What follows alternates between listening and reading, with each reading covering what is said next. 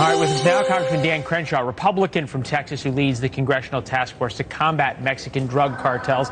To be clear, we didn't hear anything about either naming, shaming, and labeling these groups as terrorist organizations or treating them as such. But you make a very good point about why there's a huge difference between labeling them as terrorist organizations, which we've talked about, and then treating them as terrorist organizations and how you go after their command and control and whether you use the U.S. military to do it. What's the difference?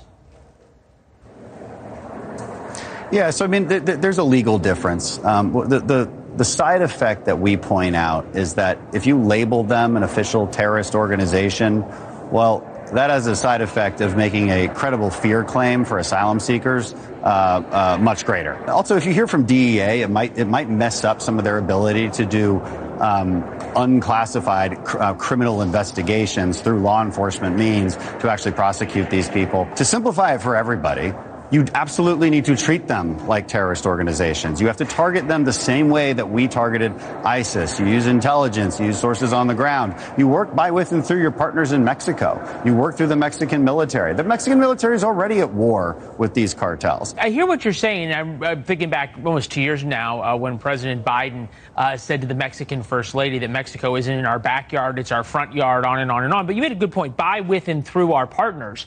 At least as far as I can tell, the Mexican president doesn't have any interest in really waging a real war on the cartels. He said publicly he doesn't want the U.S. military to act as close air support. And you get into a question of, OK, if the United States has some of these cartel leaders, the El Chapitos, for example, who took over from El Chapo, in the crosshairs of a Predator drone, why not just take them out? What is the clutching the pearls on the other side by somebody saying, well, we're not going to invade Mexico? Why not tell the Mexicans either you take care of business or we will?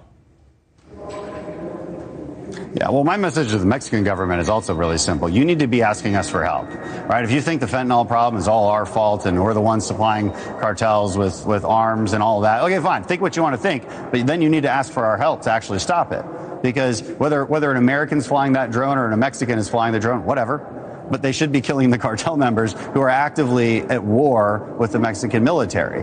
So if the president of Mexico doesn't want our help, well, look, we're willing to give resources so that his own people can stop dying at the hands of the cartels. This really shouldn't be that complicated of a discussion, right? We should all be on the same team here, and it blows my mind. Yeah, it shouldn't be that complicated, but at least in terms of the Mexicans, it seems to be, because whether it is by corruption or by fear or by malaise, the Mexican president seems to have no interest in taking on the cartels. He said that fentanyl is essentially an American problem because we're the ones who are buying the fentanyl.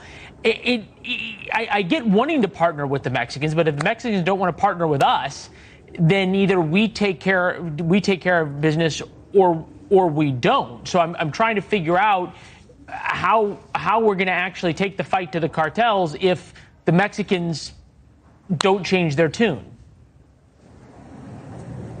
Yeah, well, I mean, look, we've got to exhaust all those options first. The reality is we've only really started trying in the last couple of years. And we have a president, our own president, who doesn't really put a lot of effort into this, let's be honest. I mean, like you just saw the vice president, she doesn't even say cartels, she says enterprises. So, there's a lot of steps on our side that have to take place before we're even at that point. Last question for you, and then I'll let you go.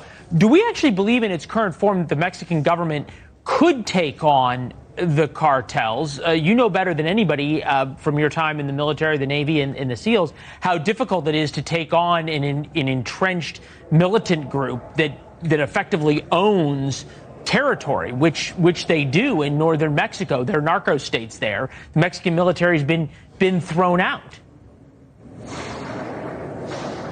Yeah, no, it's extremely difficult. You would absolutely need our help. I mean, so you saw all over the news when they went after the guy named, they call El Raton, right? So part of Los Chapitos, and it was a Sinaloa member.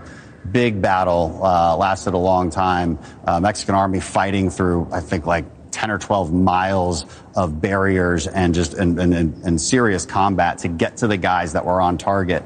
What didn't they have? They didn't have close air support. So, I mean, that's a really simple thing that we have a lot of, right? And look, we don't have to fly it ourselves. We can give those resources to them, train them to use it.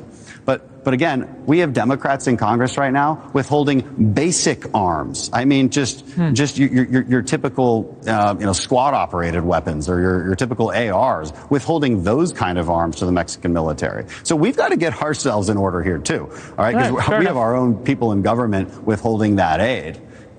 Fair enough. It's hard to complain the Mexicans aren't doing enough if we're not giving them the weapons to do it. Yeah. Congressman, thank you as always. We appreciate it, but sir. on the corruption issue, it's a big problem too. Yeah. Sorry. It is. Good to have you. Yeah. No, they've got their own problems as well. Thanks, Congressman. We appreciate it.